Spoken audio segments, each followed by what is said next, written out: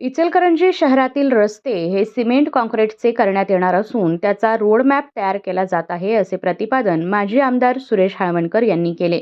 महानगरपालिका निवडणुकीतील भाजपचे प्रभाग क्रमांक 6 मधील उमेदवारांच्या प्रचारार्थ कापड मार्केट हाऊसिंग सोसायटीमधील सभेत सुरेशराव हाळवणकर बोलत होते.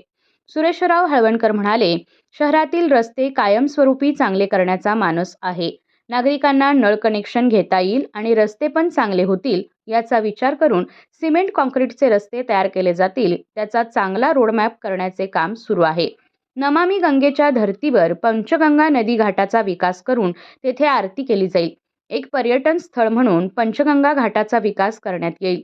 शहरातील नागरिकांना सहजासहजी कार्यालयात जाता यावे यासाठी PME बसच्या माध्यमातून वाहतुकीची सुविधा केली जाईल. त्याचे काम अंतिम टप्प्यात आहे. पुढील 2 महिन्यात PME बस प्रत्यक्षात सुरू होईल. कि उन्होंने बोला कि आपकी जो पुरानी योजना है उसको ठीक ठाक करो पहले, और कृष्णा का 18 किलोमीटर की लाइन हमने चेंज की, इचलकरंजी की 6 किलोमीटर की लाइन पंचगंगा की चेंज की.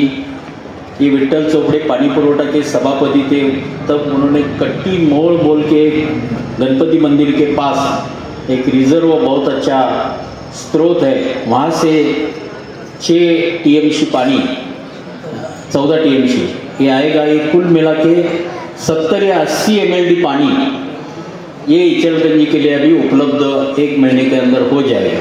हम शुरू करने का वादा हमारे मैनिफेस्टो के अंदर किया है.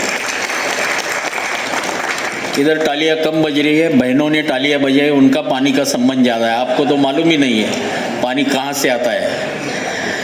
माजी आमदार प्रकाश आव्हाडे, अशोक स्वामी, सुनील महाजन, ऋषभ जैन, विनय महाजन आदींची यावेळी भाषणे झाली. या सभेस प्रभाग क्रमांक 6 मधील उमेदवार अलका स्वामी, किरण खवरे, विजया महाजन, विठ्ठल चोपडे यांच्याबरोबरच कापड मार्केट परिसरातील नागरिक मोठ्या संख्येने उपस्थित होते.